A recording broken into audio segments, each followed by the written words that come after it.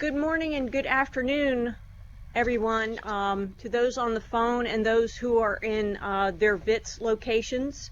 I'm just going to do, before Larry does his thing, I wanted to do a couple of announcements so that everybody is aware of things that are in the works and things that are going on.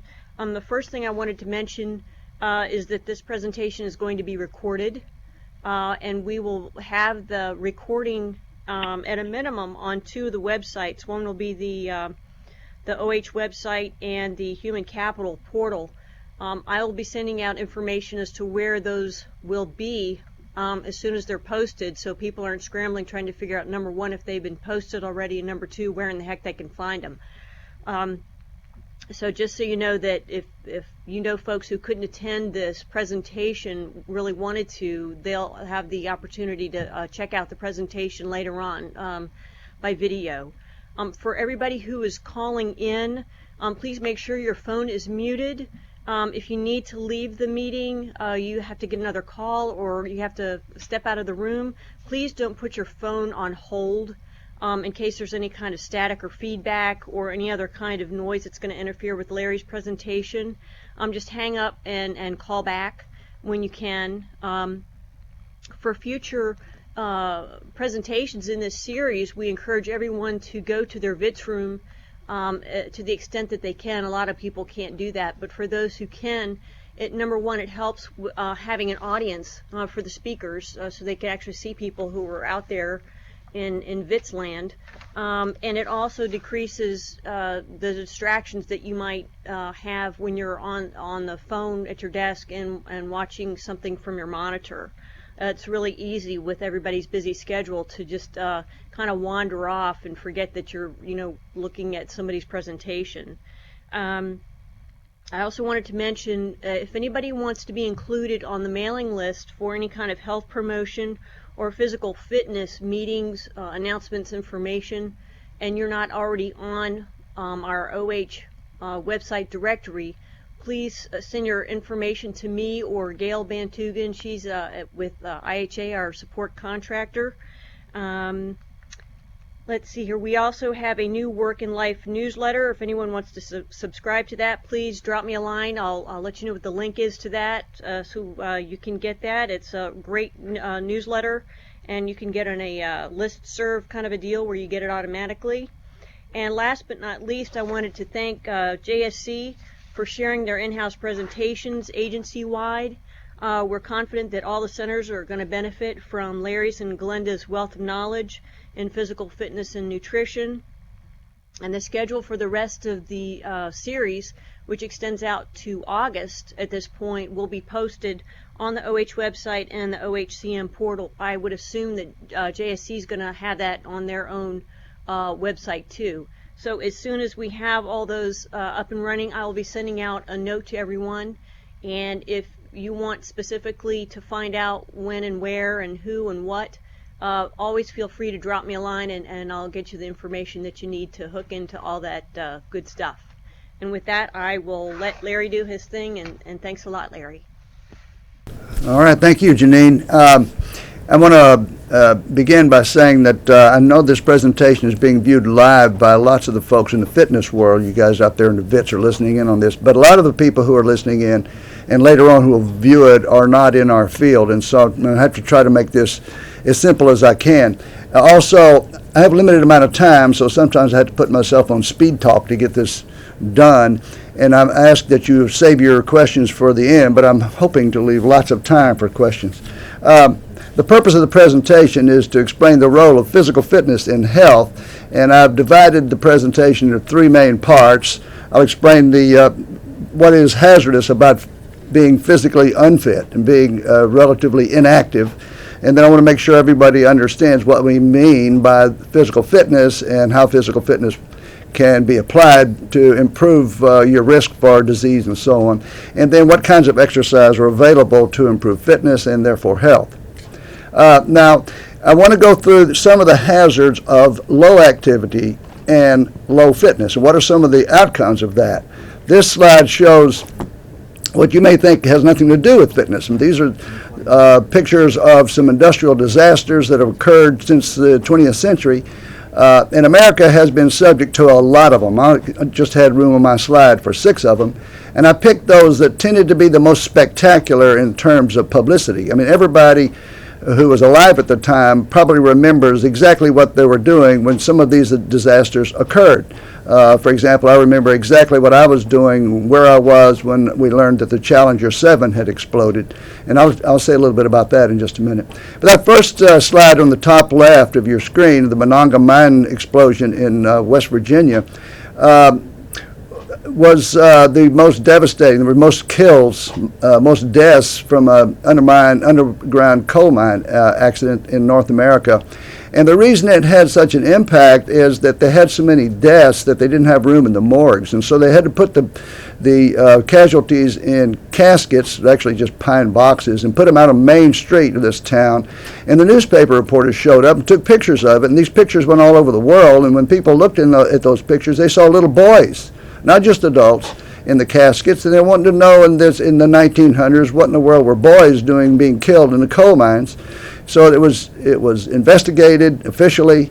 Lots of changes occurred. The next one, the Triangle Shirtwaist Fire in New York City in 1911. There have been lots of movies made about this one. That's a picture of the bodies of women down there on the street who were trying to escape from the fire at the Shirtwaist factory.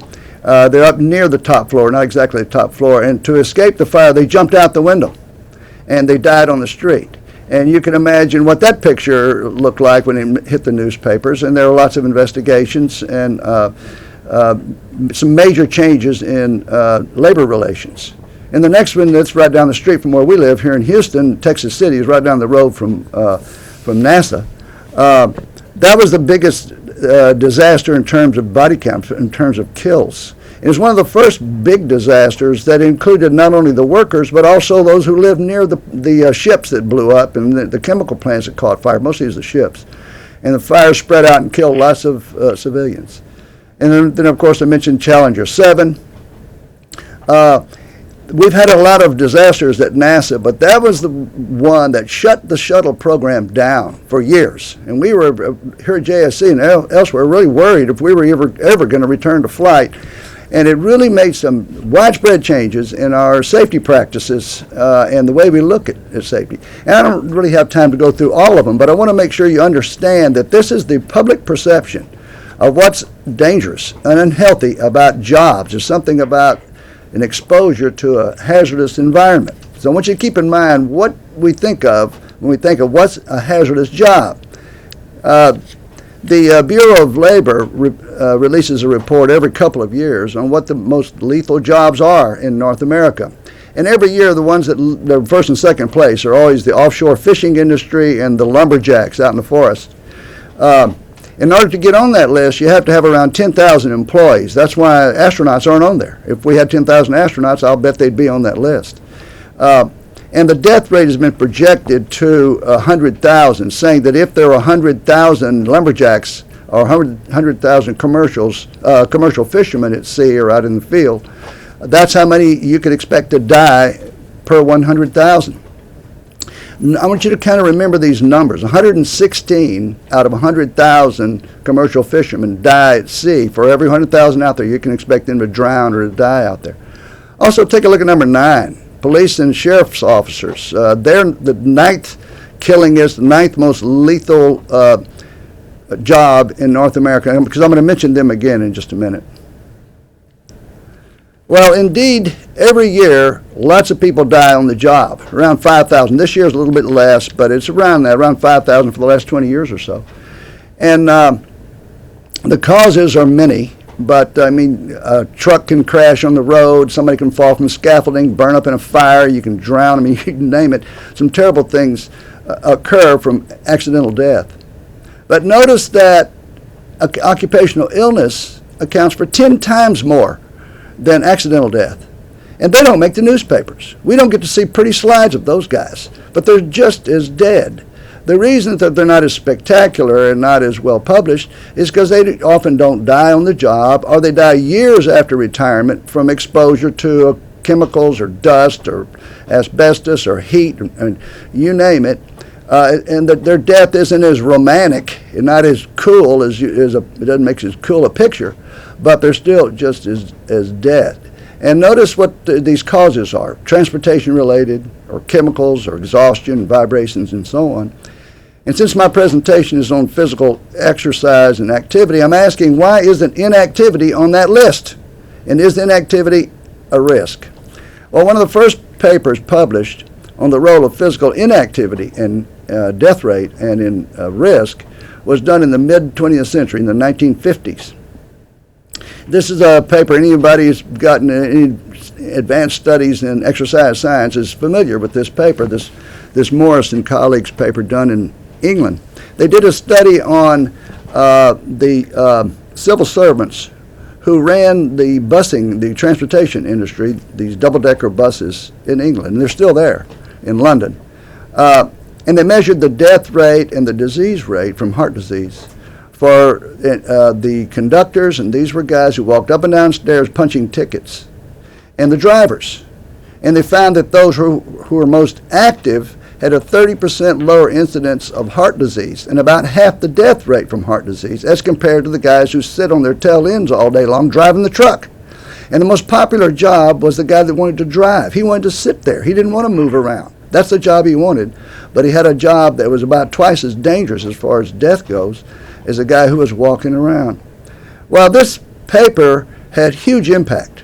All over the exercise physiology world, they responded by conducting thousands of papers, thousands of studies since this time, and that's kind of the pioneer study that influenced all those follow-up studies on the role of physical activity and fitness in health.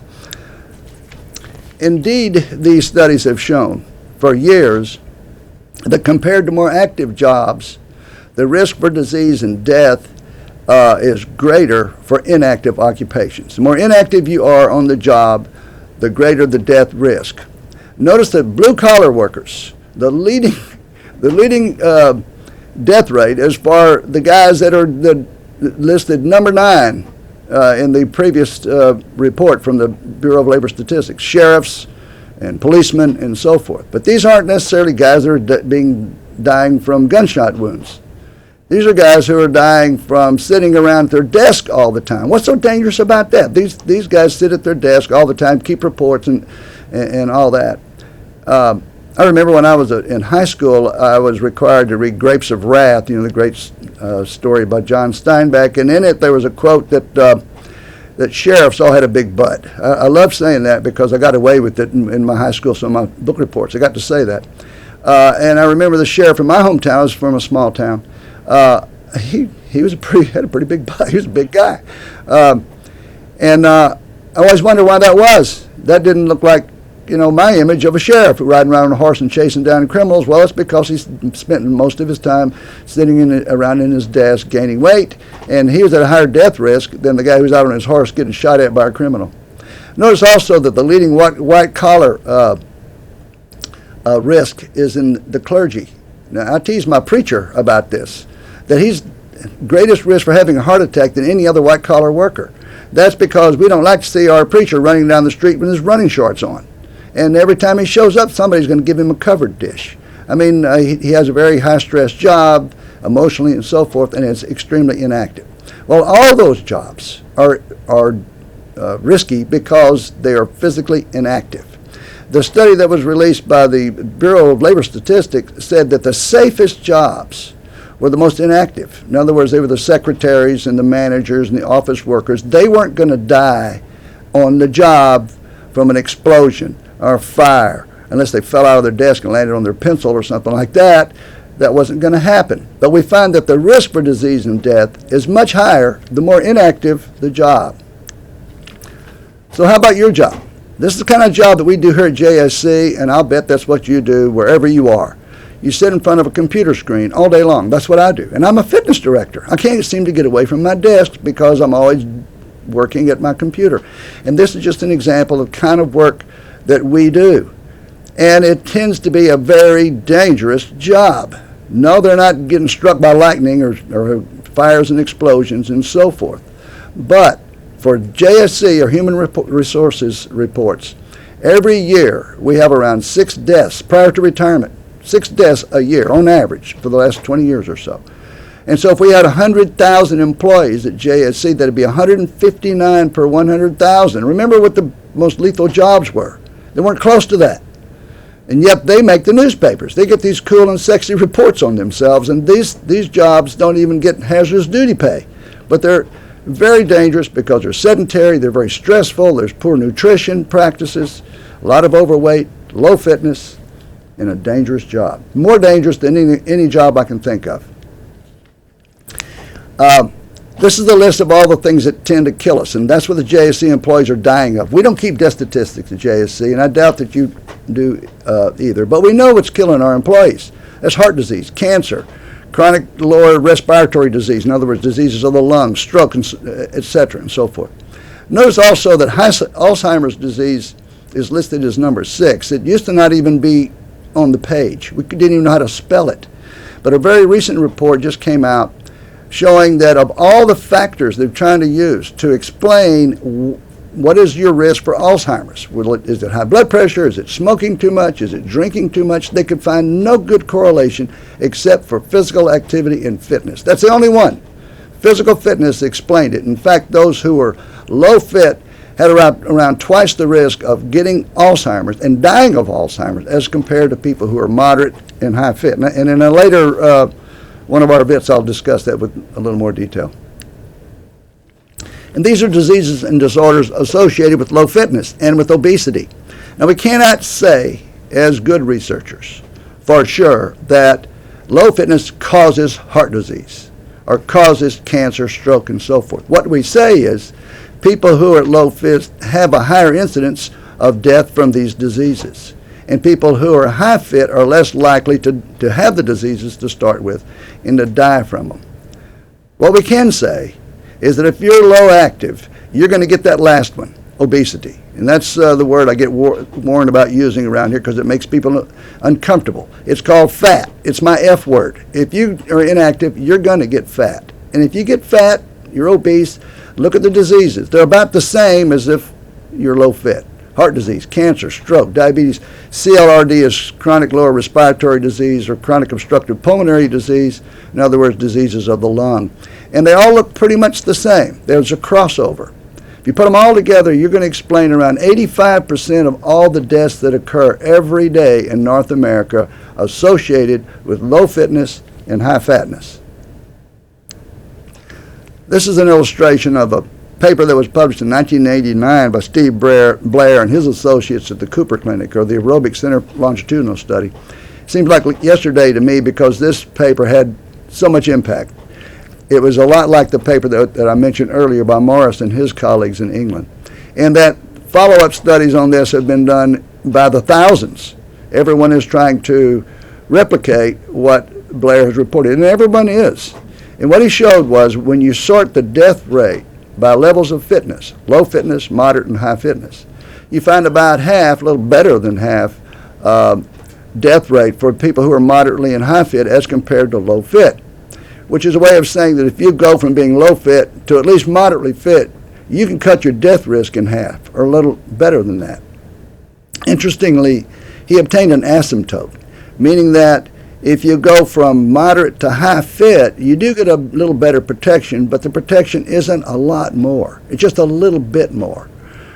So that's good news for people who don't want to exercise all that much, meaning that you're going to have to be at least moderately fit, but you don't have to be a world-class Olympic athlete to get the benefit. In fact, becoming a world-class Olympic athlete will make you a better performer in activity, but it won't necessarily protect you a whole lot more than if you just reach a level of fitness. Now, when this paper first came out, the first thing I said when I read it is, what did Steve Blair mean by fitness? What was his definition of fitness?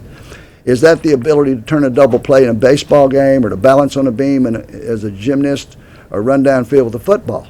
What does that mean? And what he meant was cardiorespiratory fitness, and I'm going to say a little more about that in a second.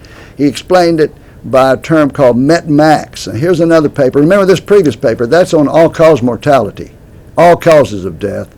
This is for death from heart disease, cardiorespiratory fitness, heart disease. It's a paper that came out in Circulation in 2003 where they looked at the risk of dying from cardiovascular disease according to your level of fitness.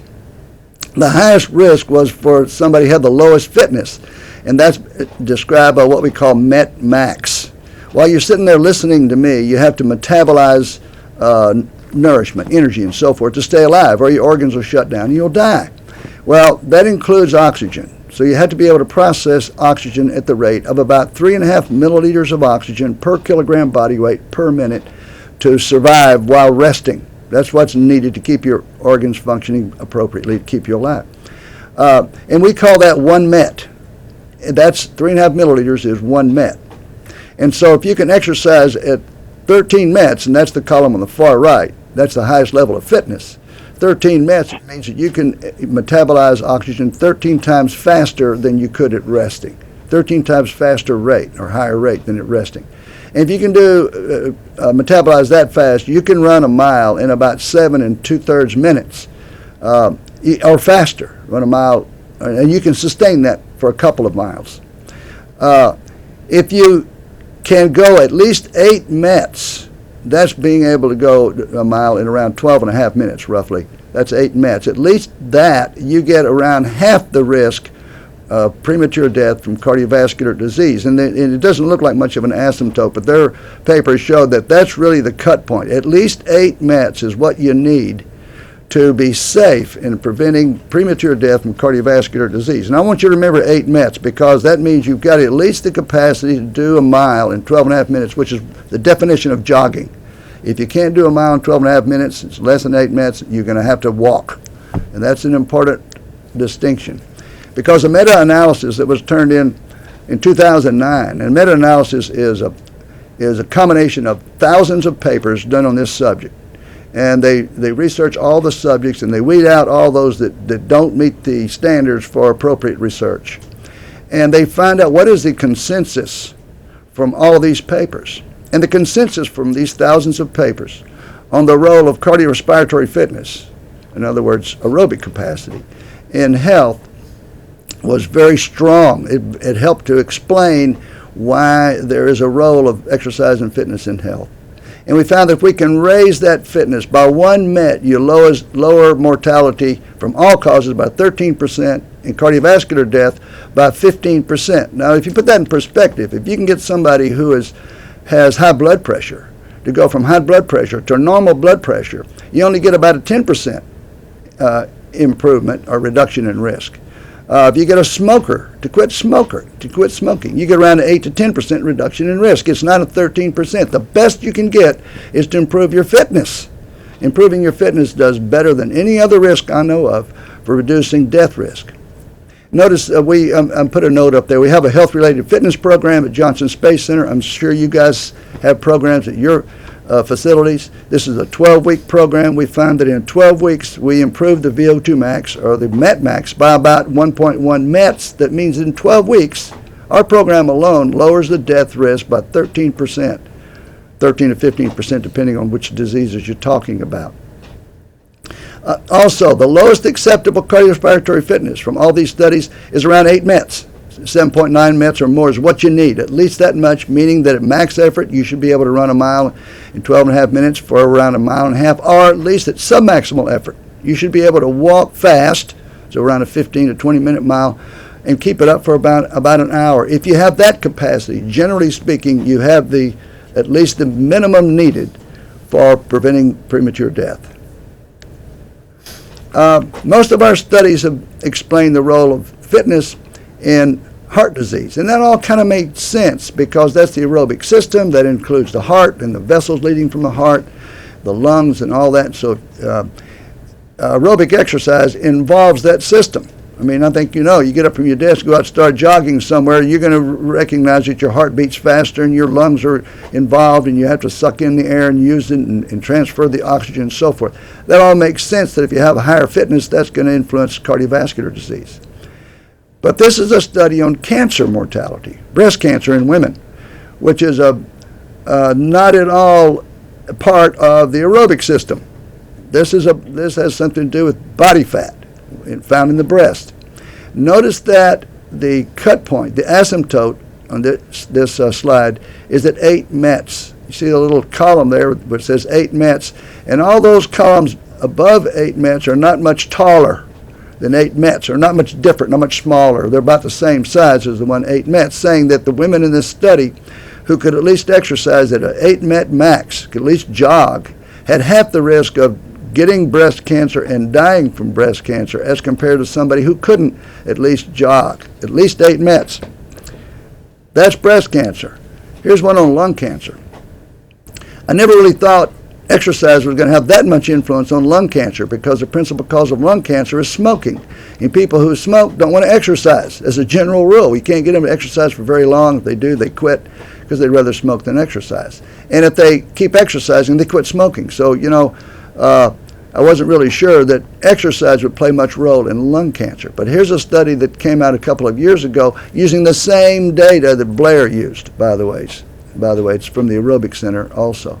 What's so impressive about that data set is that it involves around 30,000 people who've been going through that program for around 30 or 40 years. Long-term, large numbers, hard to refute the results. Now, the lowest risk, if you look at the far left, is for somebody who never smoked and is of high fitness. That's the lowest risk of dying from lung cancer. The highest risk is on the far right. That's somebody who has low fitness, low cardiorespiratory fitness, and is presently smoking. But notice that on the far right, the little yellow column, a current smoker who's currently a smoker but high fit has about the same risk as somebody who never smoked and is also high fit, and a much lower risk than somebody who never smoked but is low fit. That's amazing. It's hard to find somebody who presently smokes and is also high fit, but they are around. So it's more important to be high fit and to prevent lung cancer than to be a smoker. That's an amazing statistic. And it's one that's been done on thousands of folks. It tells you what the high value of exercise is. And when we talk to folks in the medical profession, they always emphasize smoking. Don't smoke. I can rarely get them to say very much about exercise and health and fitness. All right. Now, most of our emphasis in health-related fitness and in exercise science has been on aerobic exercise because we found that most of the prevention comes from aerobic activity. Cardiorespiratory fitness is aerobic power. And we were never really sure that strength training, building up the muscle strength, did that much for health except for osteoporosis, but not a killing disease like heart disease and so forth until this paper came out. It came out in 2008 in the British Medical Journal. It's been published elsewhere and been reported elsewhere. And let me kind of explain the slide first. You'll see that the group that's under 60 has a very low risk. Well, that's because people under 60 don't die. So it's hard to get statistics on people under 60. People don't, as a rule, start to die until they're 60 and over. All of the data were also taken from the Aerobic Center longitudinal study. So the same data set is just it's a lot older than that Steve Blair study. So now we got a lot more years and a lot more people involved in that cohort. And when they looked at the death rate by levels of strength, they measured them on bench press and leg press and put them together and got kind of an average overall body strength. They found that the stronger they got from low to middle to upper strength, the lower the risk from all causes. And this confused everybody. How could that be that strength is going to lower the risk from heart disease and diabetes and Alzheimer's and you name it? And so then they sorted it according to cancer. And they found that the biggest prevention for strength training is in cancer. You see the same step-down linear relationship. The stronger you are, the lower the risk from dying from cancer. And that's very important because what we know is that cardiorespiratory exercise does a great job for cardiorespiratory diseases. And strength training does a great job for preventing cancer. Now, cardiorespiratory exercise, like aerobic exercise, will help to prevent cancer too. So it kind of does both. So this gives you kind of a look at how both cardiorespiratory fitness, whether you're unfit or fit, and what they did in this study is they combined the high fit with the just moderately fit. Because remember, you don't get a lot more protection by being high fit as compared to moderate fit. So they put them all together and compared them with the death risk for low fit and low strength. And so the greatest all-cause death risk is on that far left column, far left yellow column, with low strength and low aerobic fitness, much higher risk. But if you look at the next two, middle and upper strength and levels of cardiorespiratory fitness, they look about the same size as far as risk goes. So what that is telling us, you need both. You need to be both cardiorespiratorily fit, at least moderately so, and at least moderately strong. But you need both aerobic training and strength training to get that. So what do we mean by fitness, and what kind of training does it require? If you ask somebody out on the street, what is fitness? They will usually tell you that's a pro football player. I ask them all the time, and that's what they often say. It's what they see in the media, baseball player, basketball, or Olympic athlete, or maybe a New York model. You know, somebody who really looks fit at least. But we don't mean that, because sports and so forth do make you much better at carrying a football downfield and turning a double play and balancing on a beam and doing all of those things, but they have very little application in health. They don't prevent heart disease and cancers and diabetes and so forth. So this is what we use to define fitness as it applies to health, because we can operationalize these in tests, and we can show a direct relationship between diseases. So the first one is cardiorespiratory fitness. That's aerobic power, VO2 max, and I'm going to discuss that in greater detail in just a minute. And then body fat. Body fat can be best expressed as a percent of your total body weight that's described by fat weight. Muscle strength and muscle endurance. Strength is the ability to exert force against resistance. Muscle endurance is the ability to do that repeatedly. And then flexibility, just the ability to bend and twist and turn and stretch. All of those in combination are what we call health-related fitness. Now this first one, aerobic power, still comes out to be the leader in health. And it tends to be the most important when it comes to preventing premature death from all causes. And it's dependent on two things. One is you have to have a healthy cardiovascular system, because you got to be able to use the oxygen. You got a picture of this young runner here. He's got to be able to take the oxygen out of the air, down his windpipe, his trachea, it crossed into the lungs. Then from the lungs it goes into the blood, it's across the membrane into the heart. The heart squeezes, pumps it down through the arteries to his exercising legs, and then it recirculates over and over again. So he has to have a healthy cardiovascular system, and he has to have muscles that are conditioned for processing that oxygen and turning it into constant movement. In this case, this kid wants to run as fast as he can to win the Houston Marathon. By the way, this kid did win his age category in the Houston Marathon at the time this picture was taken. And so aerobic power is the best single index of work capacity. If you are hiring somebody to do a job that requires a lot of movement, like shoveling coal or moving boxes for UPS, you want to know his VO2 max. It's the best indicator whether or not he's going to be able to do the work. And not just his strength, but his aerobic capacity. And it's the lead component in health-related fitness. And these are what determines it. Some things you can't control. Yes, some people inherit a higher aerobic capacity than do others. But genetics only explains about 50% of the outcome. 50%. The rest of it's under your control. Gender, I'm sorry, can't do much about it, ladies. As a general rule, when you equate for the same amount of training and the same age, the men are going to have a higher VO2 max than women by around 20%. It varies a little bit, but it's about 20% higher for men as long as everything else is equal. And age is a factor, but it's not near as important as we used to think. And people use age as an excuse for everything, especially at NASA. They're always telling me, man, who do you think we are, a bunch of spring chickens? How can you expect us to exercise? I heard the same thing when I was teaching at the University of Houston, where they're all kids. And they complained that I thought they were a bunch of high school kids because they didn't want to do the push-ups. So, it's just used as an excuse. And I'm going to explain a little bit more about the role of age. What's more important is the amount of exercise you get, that's your habitual exercise, and how fat you get. And regarding age, this is a very interesting paper that came out a couple of years ago by Tony Jackson. A.S. Jackson was my advisor at the University of Houston when I got my doctorate. And he's co-authored a lot of papers with me. And he discovered that the aging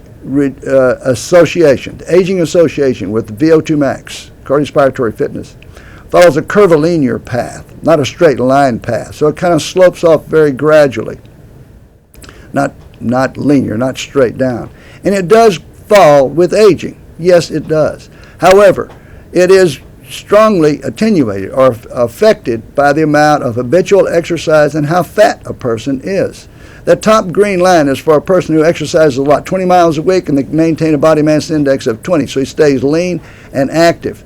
Notice that by the age of 80, he still has a relatively high MET max, high VO2 max. He's still able to go out in his backyard and beat up his grandkids. He's still able to walk up and down the Appalachian Trail. He's still high fitness. Now look at the bottom red line. That's below 8 METs, the cutoff for disease. Remember, you don't want to be below 8 METs. He started out below that at the age of 30, and he only got worse.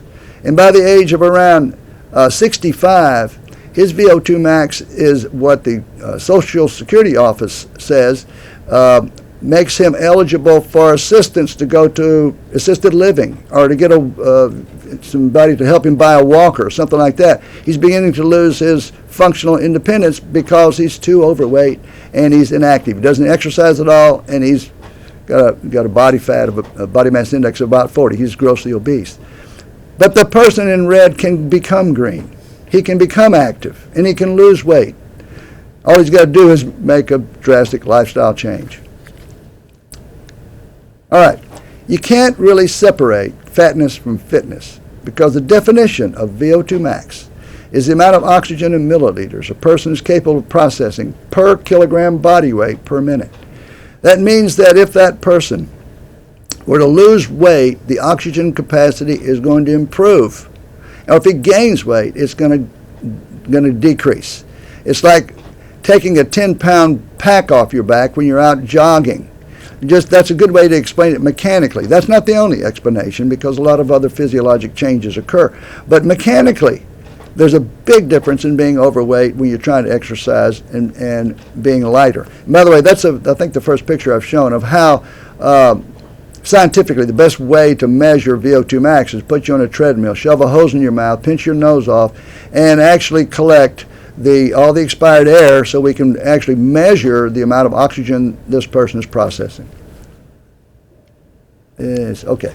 At Johnson Space Center, we've been getting fat, and I don't think we're any different than anybody else. This is a record of the body mass index since 1983, 1993, 2003, and in 2013 I'll have another slide, and I'll bet it's continued to go up. It's just like the rest of the world. Since the 1980s, when we became slaves of computer technology and our jobs became very, very inactive, where we've had to sit still all the time, we don't get any activity on the job, although we think we do, we've gained huge amount of weight. Now, I know there are other variables associated with weight gain, but that's one of the big ones, the fact that we've gotten less and less active. We've gotten fatter and fatter and fatter. And I've been told often by officials here at JSC that NASA employees are different. We're smarter. We're gonna be more active. We're gonna control our weight and so forth. But we're not really any different in this regard. Our weight gain record is about the same as the rest of the world. This slide is from a paper that we published in 1996, shortly after the first studies were coming out showing the effects of the obesity epidemic. And I got a 10-year trace for employees who were working here between 1983 and 1993. So they had a 10-year aging process. So they did get older by 10 years. But we did an analysis of covariance in this, meaning that we held constant the effect of age, saying that basically they were all the same age, or at least age affected these variables in all the same way. And this is the result we got. And the results were not due to age because we'd already controlled for that. They were due to weight gain. In 10 years, the men gained about 8.5 pounds, the women gained about 15.5 pounds, and everything got bad with weight gain. Cholesterol went up, LDL cholesterol, which is the major culprit in cardiovascular disease, that went up. The good form of cholesterol went down, HDL cholesterol fell, triglycerides went up, and I just didn't have room in this slide to show everything. But blood pressure went up, everything that could go bad went bad with weight gain. The problem is we didn't have a way to explain it. We didn't have any information on exercise or on diet until a few years later we published this paper showing the role of exercise in weight change. And we had an activity rating scale that we used, and we kept that scale on everybody in this study for on average, a 5.5 year period. We got around 14 or 15 tests on all these people at least over a 5-year period. And we got a measure of their weight and a measure of their level of activity, the average level of activity. And we found that the least active gained the most weight. And this is the slide on women, and we got a similar trend on men. And the ones to lose weight were very active. Those who lost weight were exercising at the rate of equivalent to running 10 miles a week or walking about 15 miles a week or more every single week, on average, for that 5.5 years. And so we developed a model to estimate how much exercise is needed for weight control. And the average man in our study was 181 pounds, the average woman was 147 pounds. The average age was about 45, so it's like middle age. And you notice that flat straight line that goes out to a NASA pass of 6. That's our activity status scale. And the 6 is equivalent to running about 10 miles or more a week, walking 13 miles or more a week, or doing something equivalent like playing tennis for 3 hours or more a week. That's what was needed for not gaining or losing a little bit. If you want to lose more, you had to do a lot more. Notice that when the guy went to a NASA pass of 9, he lost, and this is only 5.5 years, he lost a lot more, and the woman lost a whole lot more if they did a lot more activity. And we got a multiple correlation of around 0.93, a very high correlation. And we didn't get any data at all on diet. This is all about exercise, not diet. Now, diet is certainly important and plays a role, but we didn't have data on the diet. Well, in 2008, the U.S. Department of Health and Human Services has said that the minimum amount of exercise that we need for health benefits, in other words, reducing risk for all of these terrible diseases, is at least 150 minutes done at moderate intensity, which is equivalent to walking, or 75 minutes at vigorous intensity, which is equivalent to running, or a combination of those two. That helps to prevent diseases. It's not enough for weight loss. For weight loss, you need about twice that much. And when I tell people this, they hate to hear it. But it's around 300 minutes of walking or 150 minutes of running. And so if that's 5 days a week, that's an hour for 5 days a week of walking in order to get the body fat under control. You can get huge benefits with less than that, but you're not going to control body fat unless you do at least that much. Or if it's going to be running, that'd be 30 minutes, 5 days a week or something like that. Plus weightlifting for cancer prevention.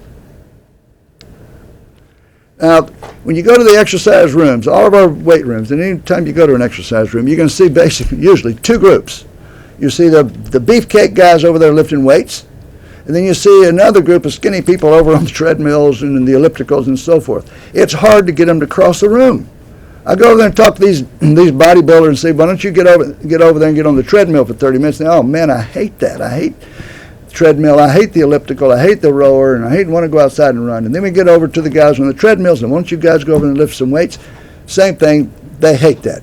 We find the greatest value is doing both. Probably, if I were to give anybody some advice about exercise, the form that you hate the most is probably the one you need the most, because that's the one that you're generally lacking in. And I'm one of the guys that enjoys running on treadmill, and I hate the weightlifting, but I've had to force myself to do that because I know there's value. Now, for aerobic exercise, it tends to be the leader in health. You can see from the slide, it's the leader because that's the kind of exercise that's needed to raise your VO2 max and to lower your body fat, principally. That's the main way you lower fat and raise VO2 max, and a higher fat or higher VO2 max and lower fat lowers risk for heart disease, cancer, stroke, diabetes, lung disease, Alzheimer's, you name it. But there is some crossover in performance. If you want somebody to be a high performer as an astronaut, a firefighter, or an athlete, or some kind of job where he needs to perform, he needs to have some endurance, some aerobic endurance. But if I'm going to train a baseball player or a basketball or football player, I'm going to spend most of the time in the weight room because I want to raise his performance, because we found that strength is very important for what he's got to do out on the playing field and as an astronaut or as a firefighter and that kind of thing. But there is some crossover from strength training and health. The most interesting is what it does for cancer. That's a new one for me, by the way. I was always emphasizing aerobic training because I didn't know about this cancer component. But now I do. I've had to correct my ways, and I hope you have too. But we're really beginning to emphasize more strength training, at least a balance. It also helps to prevent osteoporosis, bone thinning. It plays a role in diabetes prevention and glucose tolerance. And probably most important, what we see when anybody gets an injury, it's usually in his joint. Shoulder joint, his knee joint, his hip joint, back, so forth. It helps, and those joints are tenuous. I mean, they're very susceptible to injury because there isn't much protecting those joints other than muscle and the connective tissues, which are connected to the muscle, the tendons and so forth. They also strengthen in a dramatic fashion with strength training. And it gives you a good feeling about yourself. That's what we call daily living, self-esteem. The people who get older and lift weights are still strong enough to chase their kids around the yard, their grandkids around the yard. You can still go out there and play ball and soccer and tennis and golf and so forth. And it also plays a role in keeping the resting metabolism high. In other words, it helps to control weight loss, fat loss. And if you're on a weight loss program, it'll also ensure that the weight that you lose is fat and not muscle weight. So this is just a general recommendation for our average JSC male. He's 180 pounds, 45 years old, and he's moderately fit. When I test him, generally he's kind of in that middle level. So this is just for him. It's not for you. A lot of people want to copy these down. They say I need to get on the treadmill at 5.5 miles an hour for 30 minutes. No, that's just for this guy. But this is pretty typical. We found that the optimal improvement in aerobic power is one that is a varied program from modest level of exercise or relatively high level but not too high, a high level at least once a week, and then at least once a week something that lasts for a long time at a low level where you can burn a lot of calories. So I've got this guy on a treadmill, which tends to be the most popular machine in our exercise room. That's the treadmill. And I put him at 5.5 miles an hour twice a week. That's Monday and Friday. And on Wednesday, I speed it up. And there's a big difference in 6.5 miles an hour. That's about a 9-minute mile, as compared to about an 11-minute mile, which is 5.5 miles an hour. But because it's so hard, I only have him go for 15 minutes. That's what we found is needed to improve his VO2 max, his aerobic power. But because it's no fun, it's hard, it doesn't last very long. And then maybe gradually I'll move that up to 20 minutes and 30 minutes perhaps later on. And then one day a week, usually it's on Saturday for this guy because he has more time, he spends a whole hour on the treadmill. And then twice a week he lifts weights. Now I want to tell you, you can lift weight on a separate day. This guy just comes in on Tuesday and Thursday. You could also lift on the same day that you do your aerobic exercise.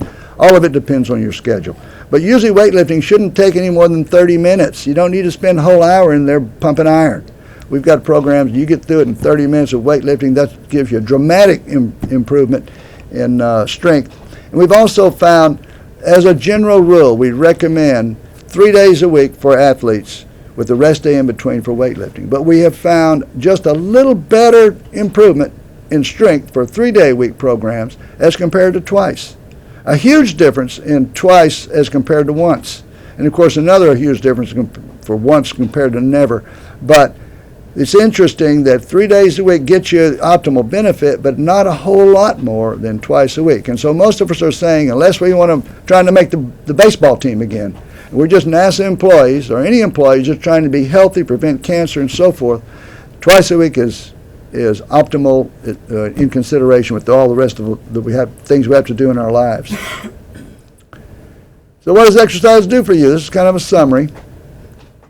I know those are cute kids. Those are my kids a couple of years ago, but anyway. Aerobic exercise is going to improve your exercise capacity and help you lose weight. It's going to improve your mortality risk from any cause, and even if you get a disease, it's going to improve your survivability.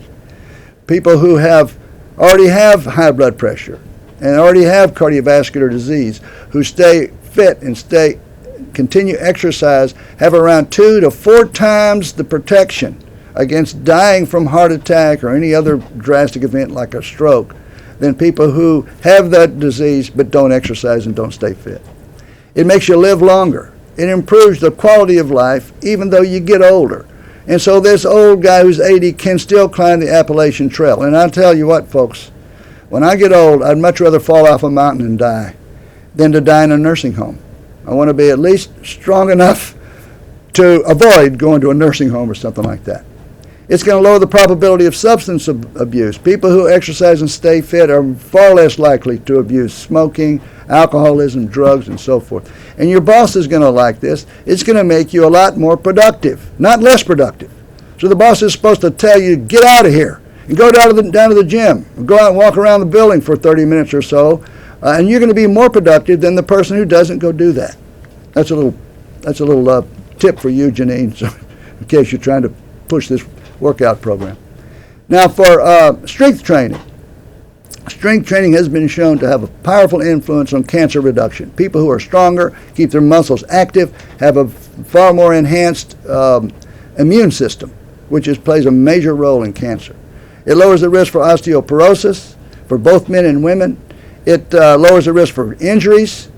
It raises your performance in any kind of movement task. And by the way, us old guys still like to go out and work in the garage, and you got to be able to pick up that bucket of bolts regardless of your age, and you got to be strong enough to do that. It optimizes your ability to participate in athletics and recreation. You can still get on a softball team, basketball team, and it makes you look better. And there's nothing wrong with a little bit of vanity. I mean, check it out. You look a lot better if you're a lot stronger, a lot more active, and a lot more fit. Here's a warning.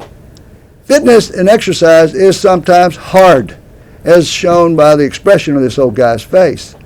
People who come in the exercise room ask me all the time, what's the easiest way to do that? And it drives me crazy because I want them to say, what's the hardest way to do that? Because that's where the benefit is. It's supposed to be hard. That's good. And by the way, it is over pretty fast. But I mean, the value of almost anything comes from something that's kind of hard. What's really hard about exercise is that you can't stop. You have to do it all the time for the rest of your life. At least some. You have to do it all the time.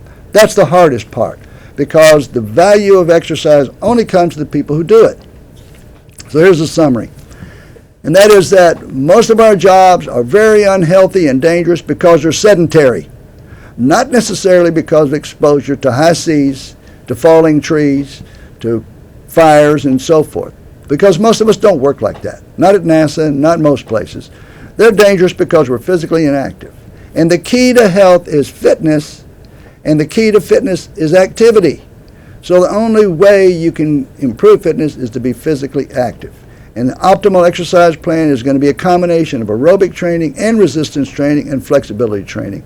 And the only people who benefit from exercise are the people who do it. And this is a tough lesson because there are many people who are telling me they think they can get credit for exercise by attending a class that's on a VITS or on a film or a slideshow or watching the video, and you're not going to get fit doing that.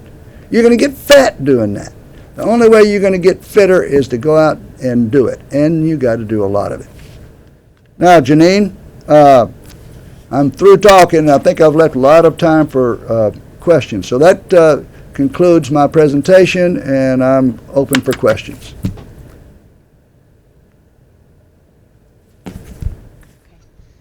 Thanks, Larry. Please, anybody who has questions for Larry, pipe up. And thanks very much, Larry. That was a great presentation. I'm not sure if it depressed me more or it gave me more incentive to be more active. I have a comment from headquarters.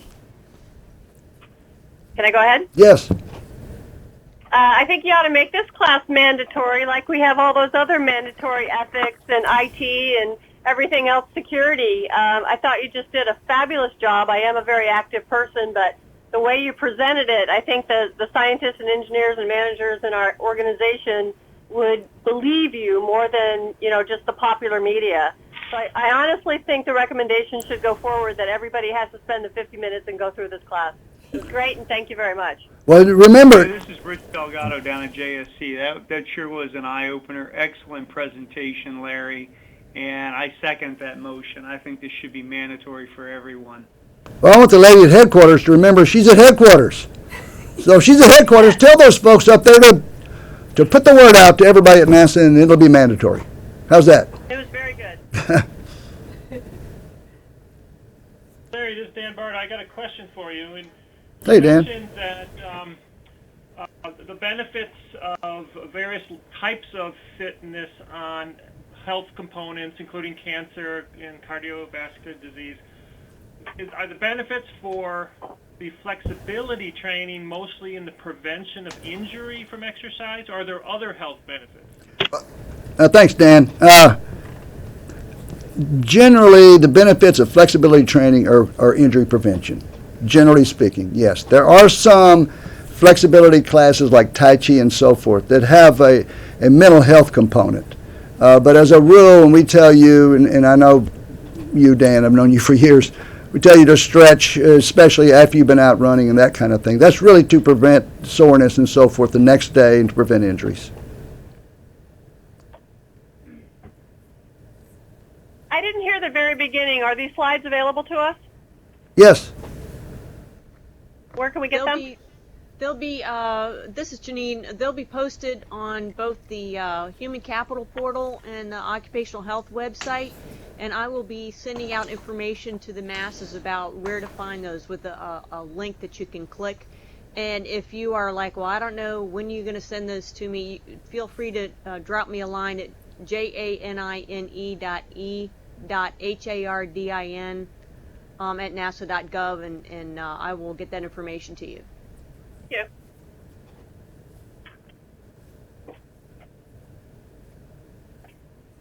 And this is just the first in a series, is that right? That's correct. We're going to have this series, thanks to JSC, we're going to have presentations all the way up until August, and that schedule, dates and times, and topics will be posted to the websites as well, and I'll be distributing that. Thank you.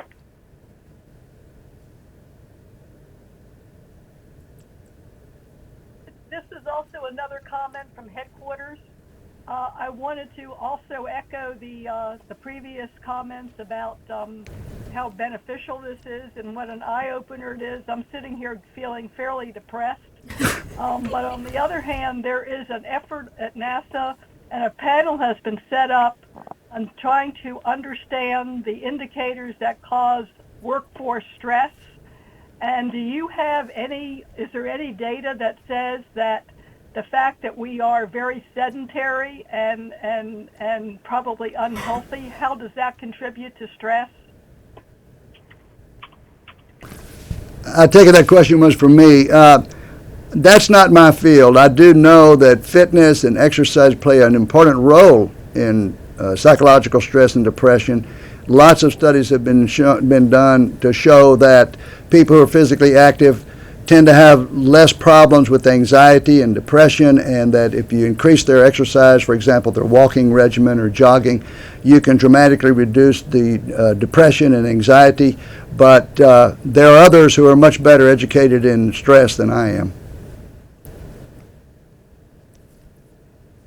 In which case, let me direct this. Janine, are you the Janine from Kennedy? I don't know if I should answer that or not. I am. I'm guilty.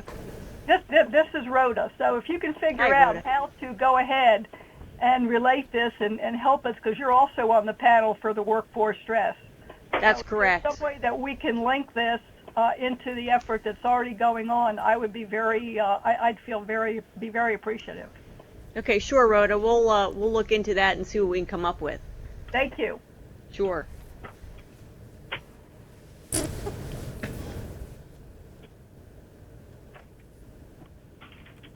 We have 1 minute. Anybody else have questions for Larry? I don't really have any questions, Janine, but thank you very much for putting this together. And Larry, thank you very much for putting on the presentation. I think there's a lot of great information was shared here. And this is Scott at headquarters, by the way. And I want to make sure that I spread the word out to folks in my communities that I work with, because I think I think this is stuff that really we need to definitely get to the centers and get into the hands of all the employees.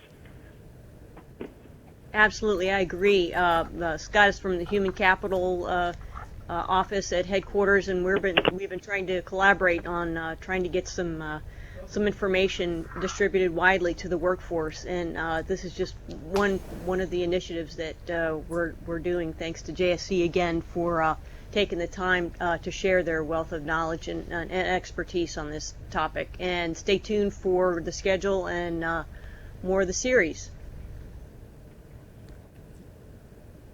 Thank you. Thanks again, Larry.